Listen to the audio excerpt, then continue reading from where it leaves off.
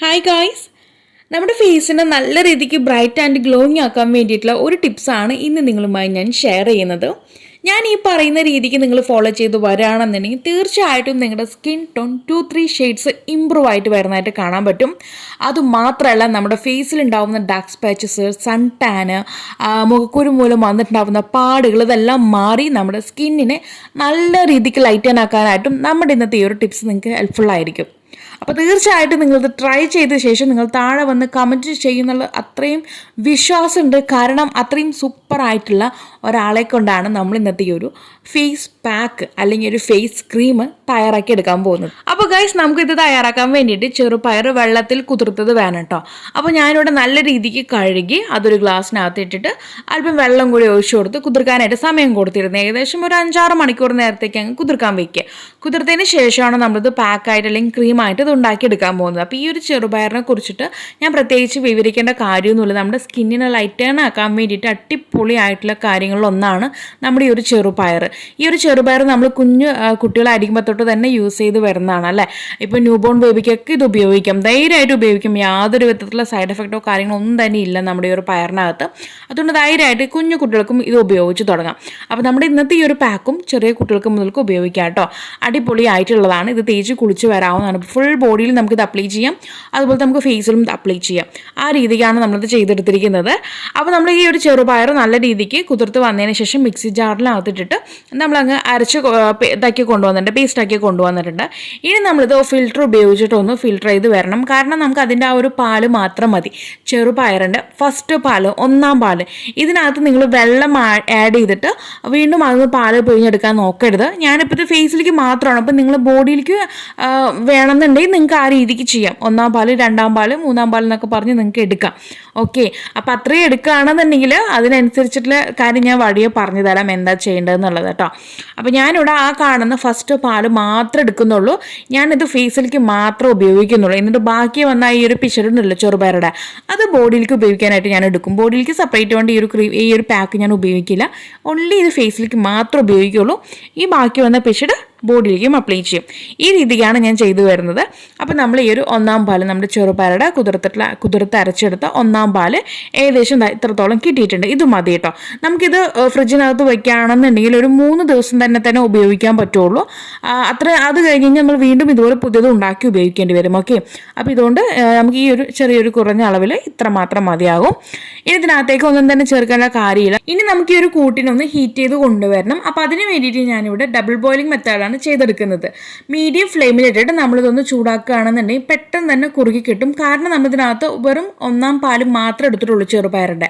ഇനി ഒരു പക്ഷേ ഞാൻ നേരത്തെ പറഞ്ഞ പോലെ നിങ്ങൾ 2-3 പാൽ എടുത്തിട്ടുണ്ടെങ്കിൽ, ഇപ്പോൾ ചെറുപയർ പിഴിഞ്ഞിട്ട് നിങ്ങൾ അതിനകത്തേക്ക് വെള്ളം കൂടി ആഡ് ചെയ്ത് 2-3 നേരം പാല് പിഴിഞ്ഞെടുക്കുകയാണെന്നുണ്ടെങ്കിൽ നിങ്ങൾക്ക് ഇതുപോലെ പെട്ടെന്ന് കുറുകി കിട്ടത്തില്ല. അപ്പോൾ അതിനകത്തേക്ക് നിങ്ങൾക്ക് അരിപ്പൊടിയോ അല്ലെങ്കിൽ നമ്മുടെ കടലമാവോ ചേർത്തിട്ട് നിങ്ങൾക്ക് ഇതുപോലെ ഡബിൾ ബോയിലിംഗ് മെത്തേഡ് ചെയ്യുകയാണെന്നുണ്ടെങ്കിൽ പെട്ടെന്ന് കുറുകി കിട്ടും കേട്ടോ.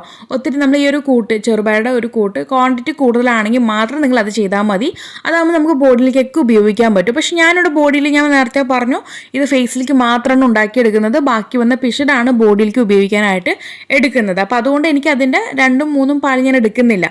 ഇനി നിങ്ങൾക്ക് എടുക്കാമെന്നുണ്ടെങ്കിൽ ഞാൻ ഈ പറഞ്ഞ മെത്തേഡിൽ അരിപ്പൊടിയോ അല്ലെങ്കിൽ നമുക്ക് കടലമാവോ ഇതിനകത്ത് ആഡ് ചെയ്തിട്ട് നിങ്ങൾക്ക് ചെയ്തു കൊണ്ടുവരാവുന്നതാണ് കേട്ടോ. ഇതേ രീതിയിൽ ചെയ്തു കൊണ്ടുവരാവുന്നതാണ്. വേറെ ഒന്നും തന്നെ നമുക്ക് ഇതിനകത്തേക്ക് ആഡ് ചെയ്യേണ്ട കാര്യമില്ല. ഒരു കാര്യം കൂടി നമ്മൾ ചേർക്കുന്നുണ്ട്, അത് ഞാൻ പറയാം. നമുക്ക് ഓപ്ഷനിലാണ്, വേണമെങ്കിൽ ചേർക്കാം, ഇല്ലെങ്കിലും കുഴപ്പമില്ല. ഇതേ രീതിക്ക് ഒന്ന് കുറുക്കി കൊണ്ടുവരാം. ഒരു പാടങ്ങ് നമ്മൾ കട്ടിയാക്കേണ്ട കാര്യമില്ല. കട്ടിയാക്കിയിട്ടുണ്ടെങ്കിൽ നമ്മളിത് ഫ്രിഡ്ജിനകത്ത് വയ്ക്കുമ്പോൾ വീണ്ടും അതൊന്നും കൂടി അങ്ങ് ഒരു എന്താ പറയുക അപ്പക്കട്ട പോലെ ആയിപ്പോകും. നമുക്കത് ഉപയോഗിക്കാനായിട്ട് ബുദ്ധിമുട്ടായിരിക്കും. അപ്പോൾ അതുകൊണ്ട് ഒത്തിരി തിക്കും വേണ്ട, എന്നാൽ ഒത്തിരി ലൂസായിട്ടുള്ളതും വേണ്ട. ഒരു മീഡിയം കൺസിസ്റ്റൻസിയിൽ അങ്ങ് കുറുക്കിയെടുത്താൽ മതിയാകും.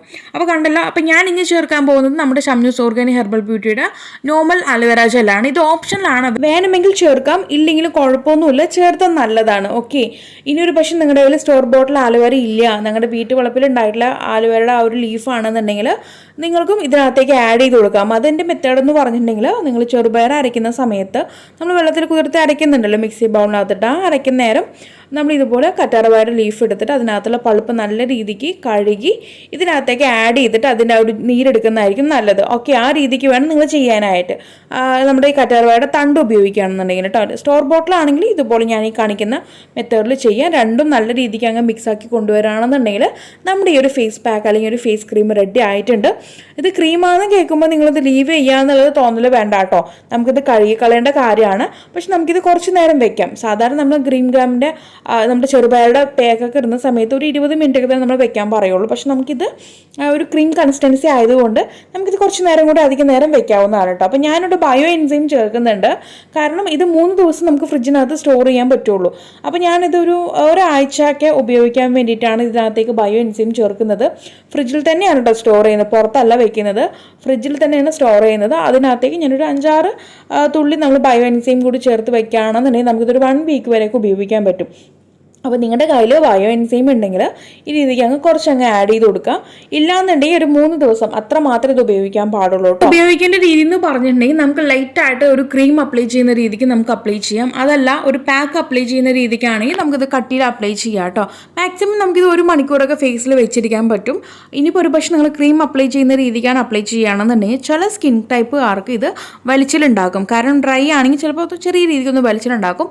അപ്പോൾ നിങ്ങൾ അതിനകത്തേക്ക് ഓയിൽ വേണമെങ്കിൽ ആഡ് ചെയ്ത് കൊടുക്കാം. അതല്ലാന്നുണ്ടെങ്കിൽ ജസ്റ്റ് നിങ്ങൾ ഫേസിലേക്ക് ഇടയ്ക്കിടയ്ക്ക് ഒരു റോസ് വാട്ടറോ അല്ലെങ്കിൽ നോർമൽ വാട്ടറോ ഉപയോഗിച്ചിട്ട് ഒന്ന് സ്പ്രേ ചെയ്ത് കൊടുത്താൽ മതി. ഡ്രൈ ആക്കാതെ ഇരിക്കാനായിട്ട് നോക്കുക. ആ രീതിക്ക് നിങ്ങൾക്ക് ചെയ്തു വരാവുന്നതാണ്. അതല്ലാന്നുണ്ടെങ്കിൽ നിങ്ങൾ കട്ടിയിൽ അപ്ലൈ ചെയ്യുക കേട്ടോ. അപ്പോൾ ഈ രീതിക്ക് നിങ്ങൾ നിങ്ങളുടെ സ്കിൻ ടൈപ്പ് അനുസരിച്ച് ഒന്ന് ചെയ്ത് നോക്കുക. അപ്പോൾ തീർച്ചയായിട്ടും നിങ്ങൾക്ക് നാൾക്ക് നാൾ നിങ്ങളുടെ സ്കിൻ ടോൺ ഇമ്പ്രൂവ് ആയിട്ട് വരുന്നതായിട്ട് നിങ്ങൾക്ക് നോട്ടീസ് ചെയ്യാൻ പറ്റും. അപ്പോൾ എല്ലാവരും ഞാൻ ഈ പറഞ്ഞ മെത്തേഡിലൊന്ന് ഫോളോ ചെയ്ത് വരിക. എന്നിട്ട് നിങ്ങൾക്കൂടായിട്ടുള്ള മാറ്റം താഴെ കമൻറ്റ് ബോക്സിൽ ആഡ് ചെയ്യാൻ മറക്കരുത്. അപ്പോൾ ഇനിയൊരു പുതിയ വെറൈറ്റി വീഡിയോയുമായി വരുന്നവരേക്കും tata bye bye from Shamna.